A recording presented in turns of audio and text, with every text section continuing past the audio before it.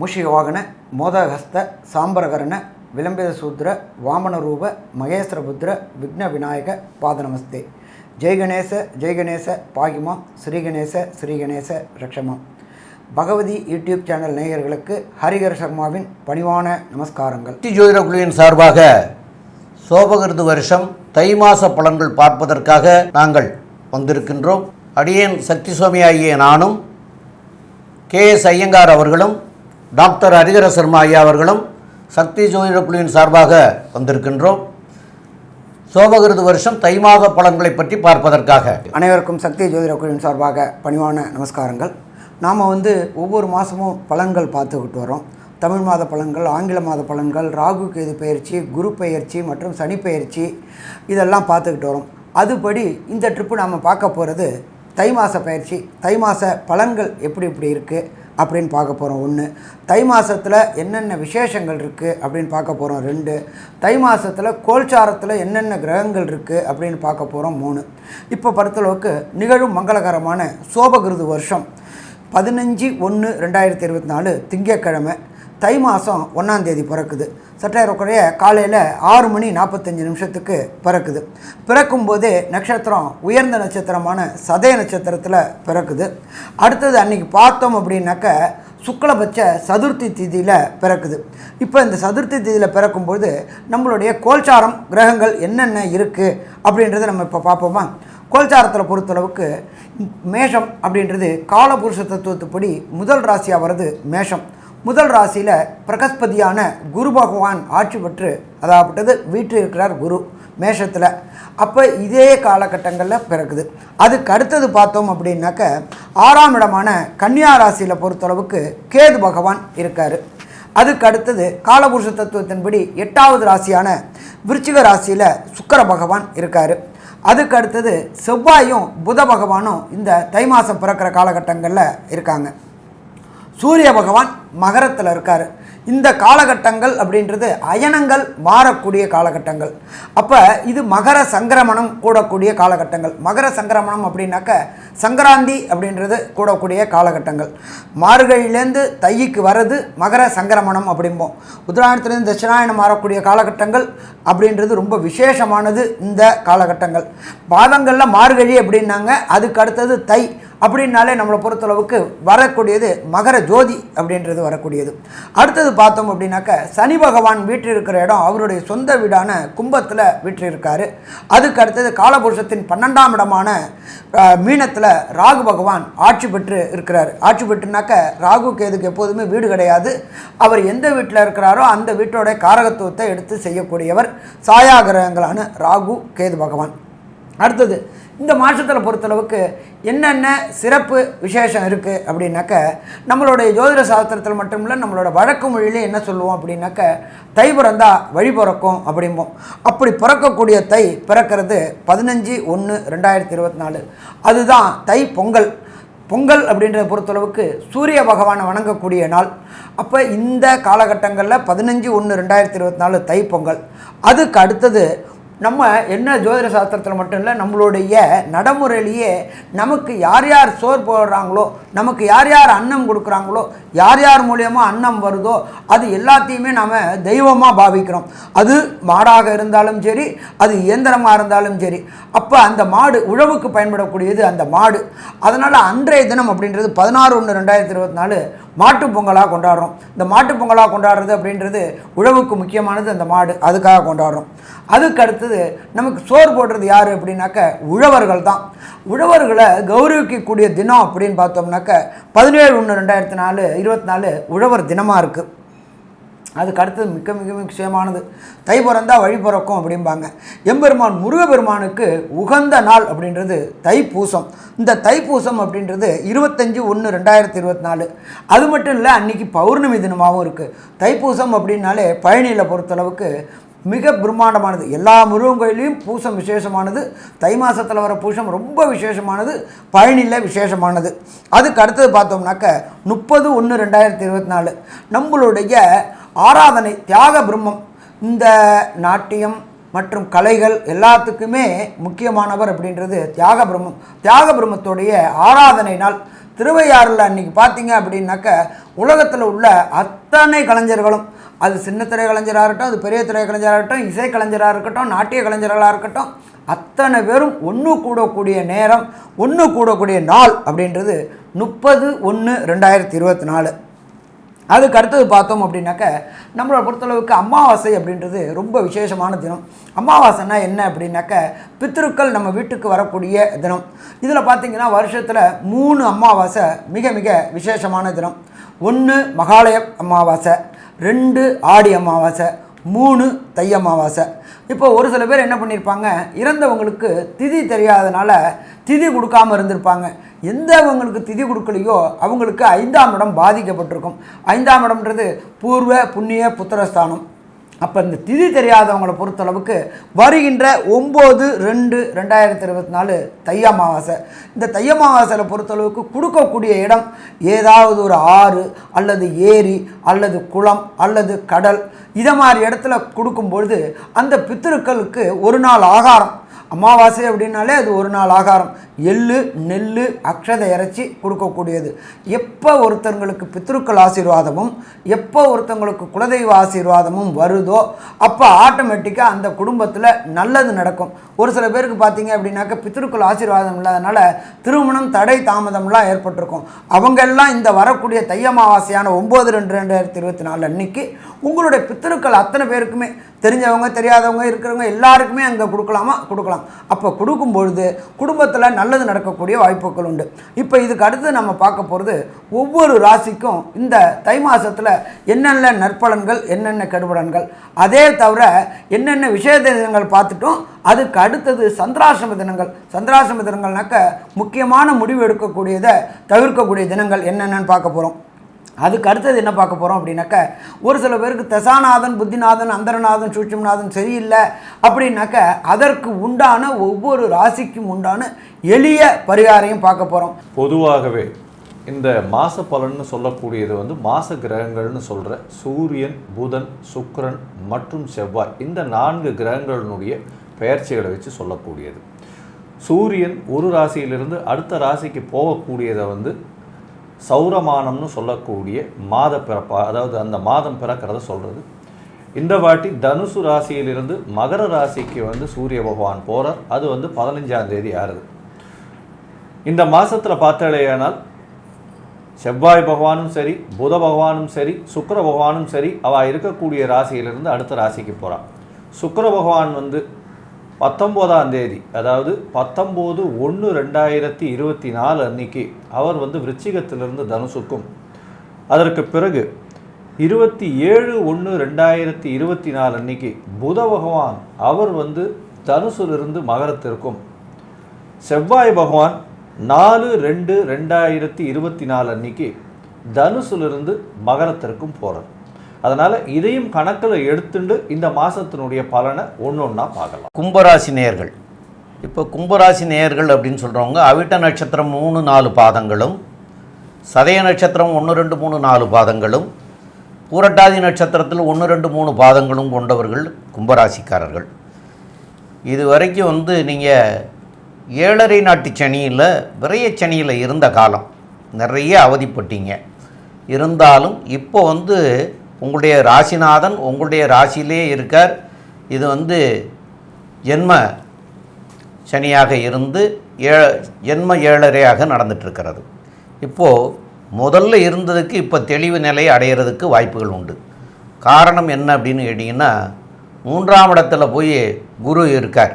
உங்களுக்கு 2க்கு அதிபதி 3ஆம் இடத்துல இருக்கார், 2ல் ராகு இருக்கார். இப்போ 2ல் ராகு இருக்கிறது சிறப்பு. இருந்தாலும் வார்த்தைகளை மாத்திரம் யோசனை பண்ணி பேசுங்க. எதை செய்யலாம், இதை சொன்னால் இதை செய்ய முடியுமா அப்படிங்கிறத ஒரு தடவைக்கு 2 தடவை நீங்கள் யோசனை பண்ணிவிட்டு சொல்லணும். ஏன்னா வாக்கில் ராகு இருக்கிறதுனால அது வார்த்தையை விட்டு, வார்த்தையினால் நம்ம மாட்டிக்கக்கூடிய சூழ்நிலைகளையெல்லாம் தரக்கூடிய வாய்ப்புகள் அதிகம். அதுலேயும் அந்த வீட்டுக்குடைய ஒரு குரு 3ஆம் இடத்துல போய் தைரிய வீரிய ஸ்தானத்தில் இருக்கார். அப்போ தைரியமாக வீரியமாக பேச சொல்லும். பேசிட்டால் மாட்டிக்கிடுவீங்க. அதனால் ரொம்ப யோசனை பண்ணி செய்யணும். அதுமாரி பண்ணிக்கிறங்க. இது உங்களுக்கு இப்போ முதல்ல இருந்ததை காட்டிலும் இந்த சனியினுடைய மாற்றம் உங்களுக்கு இந்த மாதம் நல்ல நன்மைகளை தரும். ரெண்டாவது, உங்களுடைய ராசிக்கு 3 கூடையவரும் உங்களுடைய ராசிக்கு 2-11 கூடிய குருவும் செவ்வாயும் பரிவர்த்தனை யோகம் பெற்றிருக்கிறாங்க. இந்த பரிவர்த்தனை யோகம் பெற்ற காரணத்தினாலும், ரெண்டாவது சுக்கிர பகவான் போய் அந்த 12ஆம் இடத்துல இப்போது 19 அன்னைக்கே 19ஆம் தேதி 15ஆம் தேதி அன்றைக்கி தை மாதம் பிறக்குது. 19ஆம் தேதி அன்றைக்கே சுக்கிரன் உங்களுடைய ராசிக்கு 11ஆம் இடத்துக்கு போயிடுறார். அப்போ இந்த பரிவர்த்தனை யோகம் இருந்து இந்த சுக்கிரனும் அங்கே போய் சேர்றாரு. அப்போ உங்களுடைய 4ஆம் இடத்து அதிபதி சேர்றார். அதனால் புதிதான இடங்கள் வாங்கிறதுக்கு உண்டான வாய்ப்புகளும் பழைய வீடுகளை புதுப்பிக்கிறதுக்கு உண்டான வாய்ப்புகளையும் தரக்கூடிய வாய்ப்புகள்லாம் உண்டு. மேலும் உள்ள விவரங்களை பற்றி நம்முடைய கேஎஸ் ஐயங்கார் அவங்க சொல்லுவாங்க. ஐயா, கும்பராசியை பொறுத்தவரையிலும் பார்த்தோம்னா உடல் நிலையில் சற்று பிரச்சனைகள் இருக்கும். ஏன்னா சனி பகவான் ஆட்சி பெற்று போன சனி பகவான் ஸ்ட்ரெஸ்ஸு கொஞ்சம் அதிகமாக இருக்கும். தனிமைப்படுத்தக்கூடிய வாய்ப்புகள் உண்டு. டிப்ரெஷன் அதிகமாக இருக்கும். 8ஆம் இடத்துல கேது பகவான் வேறு இருக்கார். பண வருமானத்திற்கு தட்டுப்பாடு இருக்காது. ஏன்னா 2ஆம் இடத்துல ராகு பகவான் குருவின் வேலைகளை தன காரகன் தனஸ்தான அதிபதியினுடைய வேலைகளை செய்ய வேண்டும். அதனால் குருவினுடைய வேலைகளை ராகு பகவான் செய்யணும். அப்படின்றதுனால கண்டிப்பாக எல்லா விதமான முயற்சிகளும் உங்களுக்கு வெற்றியை கொடுத்து பணத்தை கொடுக்கும். கவலைப்படவே தேவையில்லை. தொழிலில் பெரிய ஏற்றம் கிடைக்கும். தொழிலின் மூலியமாக அபரிமிதமான வருமானம் கிடைக்கக்கூடிய வாய்ப்புகள் நிச்சயமாக உண்டு. உங்களுடைய ராசிக்கு பார்த்தாலேயானால் பண வருமானத்திற்கு பஞ்சமில்லை. உடல் நலத்தில் நல்ல ஏற்றம் இருக்கும். திருமண யோகம் இருக்கும். எப்படி திருமண யோகம் இருக்கும் அப்படின்னா, உங்களுடைய ராசிக்கு சப்தமாதிபதினு சொல்லக்கூடிய சூரியன், அதாவது சிம்மத்தை குரு பகவான் பார்க்கறது பெரிய விசேஷம். அதை தவிர பார்த்தாலேயானால் சுக்கிர பகவானும் உங்களுடைய ராசிக்கு 11ஆம் இடத்துல இருக்கிறது, குருவினுடைய பார்வையில் இருக்கார். அதனால் களத்திர காரகன் பார்வையில் இருக்கிறதும் களத்திர ஸ்தானத்தை குரு பார்க்கறது மூலியமாக பெரிய ஏற்றம் நிச்சயமாக கிடைக்கும். திருமணத்துக்கு பார்த்து கொண்டிருப்பவர்களுக்கு கண்டிப்பாக திருமண பாக்கியம் ஏற்படக்கூடிய வாய்ப்புகள் நிச்சயமாக உண்டு. உங்களுடைய ராசிக்கு பார்த்தேன்னா 5ஆம் அதிபதினு சொல்லக்கூடிய புத பகவானும் 11ஆம் இடத்துல இருக்கிறதுனால திருமணமாய் ரொம்ப நாள் குழந்தை பிராப்தி இல்லாதவர்களுக்கு குழந்தை பிராப்தி ஏற்படக்கூடிய வாய்ப்புகள் உண்டு. இருந்தாலும் செவ்வாயோடு சேர்ந்து இருக்கிறதுனால கொஞ்சம் சர்ஜரி அந்த மாதிரியான விஷயங்கள் மூலியமாக மருத்துவ இன்டர்வென்ஷன் மூலியமாக குழந்தை பிராப்தி ஏற்படக்கூடிய வாய்ப்புகள் உண்டு. இந்த கும்பராசிக்காரர்களை பொறுத்தவரையிலும் பார்த்தோம்னா அரசியல் செல்வாக்கு, அரசு அதிகாரம், புதிய வேலை வாய்ப்பு மற்றும் தொழில் எப்படி இருக்கும்னு நம்ம ஐயா ஹரிஹர சர்மா ஐயா கிட்ட கேட்போம். ஐயா நல்லா தெளிவாகவும் விளக்கமாக விரிவாகவும் சொன்னீங்க. ராசிநாதனான சனி பகவான் உங்களுடைய 3ஆம் இடத்துல உள்ள குருவை பார்க்குறார். அதுக்கு பேர் குரு சண்டால யோகம்னு பேர். குரு சண்டால யோகம் வந்துட்டாலே உண்மை எங்கே பேசுகிறோம் பொய்யை எங்கே பேசுகிறோம்னு இடம் தெரியாமல் பேசிக்கிட்டு மாட்டிக்கொள்ளக்கூடிய காலகட்டங்கள் அரசியல்வாதிகளுக்கு. அதனால் இந்த காலகட்டங்களில் உங்களுடைய மேல்மட்டத்தில் உள்ளவங்களையும் தலைவர்கள்ட்டையும் சரி, கீழ்மட்டம் உள்ள தொண்டர்கள்ட்டையும் சரி வீணான வாதம் விதாண்டாவாதம் செய்யறாதீங்க. ஏன்னா உங்களை அறியாமலே உங்களுடைய உண்மையை சொல்லி கருவீங்க. துரோபதேகத்தில் உண்மையை சொன்னால் மதிப்பு உண்டு. இது கலியுகம். கலியுகத்தில் உண்மையை சொன்னீங்கன்னா ஆட்டோமேட்டிக்காக அவங்கள போட்டு பார்த்துருவாங்க. அதனால் ரொம்ப அரசியல்வாதிங்க எச்சரிக்கையாக இருக்கணும். அடுத்தது சின்னத்திரை பெரிய திரை கலைஞர்களை பொறுத்தளவுக்கு இந்த காலகட்டங்கள் ஏற்றமான காலகட்டங்கள். ஏன் அப்படின்னு சொன்னாக்க சுக்கிர பகவான் 11ஆம் இடத்துல இருக்கிறாரு. 10ஆம் இடத்துல இருந்துக்கிட்டு அவர் 11ஆம் இடத்துக்கும் மாறுறாரு. அப்போ இந்த காலகட்டங்களில் உங்களுடைய தொழில் அபிவிருத்தி அடையக்கூடிய வாய்ப்புகள் உண்டா? கண்டிப்பாக அபிவிருத்தி அடைய வாய்ப்புகள் உண்டு. அதன் மூலயமா செல்வம் ஏறக்கூடிய வாய்ப்புகள் உண்டா? செல்வம் ஏறக்கூடிய வாய்ப்புகள் உண்டு. சாமி ஆஹா எனக்கு கலையில் சரியாக வந்துடும் அப்படின்னு நினச்சிங்கன்னாக்க அங்கேயும் ஒரு செக் வைக்கிறார் சனி பகவான். அவர் 10ஆம் பார்வையாக பார்க்குறாரு தொழில் ஸ்தானத்தில். நீங்கள் போயிட்டு கேட்டீங்க அப்படின்னு சொன்னால் நீங்கள் உதாசீனப்படுத்தப்படுவீங்க. அவங்களா கூப்பிடும்போது உங்களுக்கு மதிப்பு மரியாதையும் இருக்கும். அதனால் பொறுங்க. ஏன்னு கேட்டிங்கன்னா வாக்கில் ராகு இருக்கிறாரு.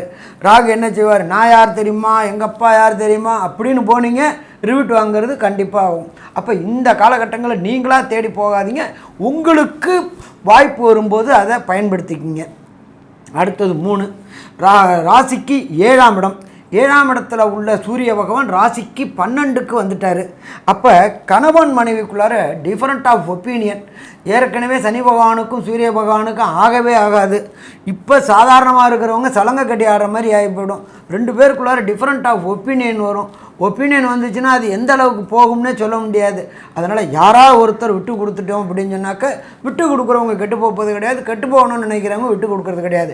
அப்போ இந்த காலகட்டங்களில் அது தொழில் பார்ட்னராக இருந்தாலும் சரி, லைஃப் பார்ட்னராக இருந்தாலும் சரி, நாமளே விட்டு கொடுத்துட்டு போனோம்னாக்க ஏற்றங்களை சந்திக்கலாம், இல்லாட்டி தேவையற்ற இறக்கங்களை சந்திக்கக்கூடிய வாய்ப்புகள் உண்டு. அதுக்கு அடுத்தது படிக்கக்கூடிய மாணவர்கள், லோயர் எஜுகேஷன் அப்படின்றது 4ஆம் இடம். 4ஆம் இடத்துக்குரிய சுக்கிரன் நல்ல நிலையில் இருக்காரா? நல்ல நிலையில் இருக்கார். அவரே சதசப்தம பார்வையாக அங்கே பார்க்குறாரு. அதுக்கப்புறம் அவர் வரக்கூடியது 11ஆம் இடம். அப்போ இந்த லோயர் எஜுகேஷன் பண்ணக்கூடிய மாணவர்களுக்கு பிஜி என்ற உயர்கல்வி செய்கிறதுக்கு எந்த யூனிவர்சிட்டியில் கேட்குறீங்களோ அந்த யூனிவர்சிட்டியில் கிடைக்கக்கூடிய வாய்ப்புகள் உண்டு. அதே போல் 9ஆம் இடத்து அதிபதி, 9ஆம் இடம் அப்படின்றது சுக்கிரனோட வீடு. காம்படிட்டிவ் எக்ஸாம்னு சொல்லக்கூடிய ஐஐடி, ஜேஇஇ, நீட்டு, அதே போல் ஐஎஃப்எஸ், ஐஏஎஸ் போன்ற அரசு தொடர்புடைய தேர்வு எழுதக்கூடியவங்களுக்கு எதிர்பார்த்ததோடு அதிகமான மார்க் கிடைக்கக்கூடிய வாய்ப்புகள் உண்டு. அதே போல் வெளியூர் வெளிமாநிலம் யூனிவர்சிட்டிக்கு ட்ரை பண்ணினீங்கன்னாக்க நீங்கள் எந்த யூனிவர்சிட்டிக்கு போகணுன்னு நினைக்கிறீங்களோ அந்த யூனிவர்சிட்டியில் கண்டிப்பாக கிடைக்கும். பயப்பட வேண்டிய தேவையில்லை. உடல் நலத்தில் கொஞ்சம் அக்கறை. ஏன்னு கேட்டிங்கன்னா ராசியாதிபதியான சனி பகவான் ராசியிலே இருக்காதுனாக்கா அவருக்கு என்ன ப்ராப்ளம் உண்டுனாக்கா முட்டிக்கால் கீழே அடிபடுறதுக்கான வாய்ப்புகள் உண்டு. ஏழரை சனி இத்தனை நாள் விரைய சனியாக இருந்தார், ஜென்ம சனியாக ஆகி போயிட்டார். அப்போ வண்டி வாகனங்களில் செல்லும்போது ரொம்ப எச்சரிக்கையாக போகணும். பெரும்பாலும் பொது போக்குவரத்தை பயன்படுத்திட்டிங்கனாக்கா பிரச்சனையை தவிர்க்கலாம். இண்டிவிஜுவல் வாகனத்தில் போகிறத விட்டு பொது போக்குவரத்தான பஸ்ஸு, ட்ரெயின், பிளேனு இதை மாதிரி போனீங்கன்னா பிரச்சனைகளை தவிர்க்கலாம். இல்லை நானே வாண்டடாக பிரச்சனையை கற்றுக்கிறேன் அப்படின்னு சொன்னாக்கா போனீங்கன்னாக்கா கண்டிப்பாக சிறு கண்டங்களை கொடுக்கக்கூடிய வாய்ப்புகள் உண்டு. ஆனால் உயிருக்கு பயம் கிடையாது. ஏன்னா ராசியாதிபதி அவர், அதனால் உயிரை எடுக்க மாட்டார். பட் பொருளாதார விரயங்களை கொடுப்பார். எச்சரிக்கையாக இருக்கணும். ஸோ அப்போ மொத்தத்தில் இந்த காலகட்டங்களை பொறுத்தளவுக்கு தை மாதம் அப்படின்றது பெரிய அளவுக்கு பிரச்சனை இல்லாட்டிலும் சில பிரச்சனைகள் இருக்கும். இந்த பிரச்சனைகளை பொறுத்தளவுக்கு எந்தெந்த நாட்களில் புதிய முயற்சிகள் எடுக்கக்கூடாது, அதாவது சந்திராஷ்டம தினம். அதுக்கு அடுத்தது அந்த தை மாதத்தில் கும்பராசிக்கு உண்டான நட்சத்திரத்துக்கு உண்டான தசாநாதனோ, புத்திநாதனோ, அந்தரநாதனோ, சூட்சமநாதனோ பிரச்சனையாக இருந்தால் அதற்கு உண்டான எளிய பரிகாரங்களை சொல்லுவாங்க நம்ம ஐயா சக்தி சோமையா. ஐயா ரொம்ப அற்புதமாக தெளிவாக விளக்கமாக சொன்னீங்க ஐயா. இப்போது சந்திராஷ்டமம் அப்படிங்கிறது கும்பராசி நேயர்களுக்கு வரக்கூடிய 30/1/2024 செவ்வாய்க்கிழமையும், 31/1/2024 புதன்கிழமையும், 1/2/2024 வியாழக்கிழமை அன்னைக்கு பகல் ஒரு 12 மணி வரைக்கும் இருக்கிறது. இந்த நாட்களை நீங்கள் வெளியூர் வெளிநாடு போகிறதுக்கான பயணத்தையும் புதிய முயற்சிகள், ஏதாவது புதிதாக தொடங்கிறதுக்கு உண்டான முயற்சிகள் இருந்ததுன்னா அதையும் தவிர்க்கணும். இதை தவிர்க்காட்டா இந்த காலகட்டத்தில் நீங்கள் எடுக்கக்கூடிய முடிவு உங்களுக்கு பின்னாளில் பாதகமாக அமையும். அதாவது மனோகாரகன் என்பவர் உங்களுடைய ராசிக்கு 8ஆம் இடத்தில் சஞ்சரிக்கிறார்.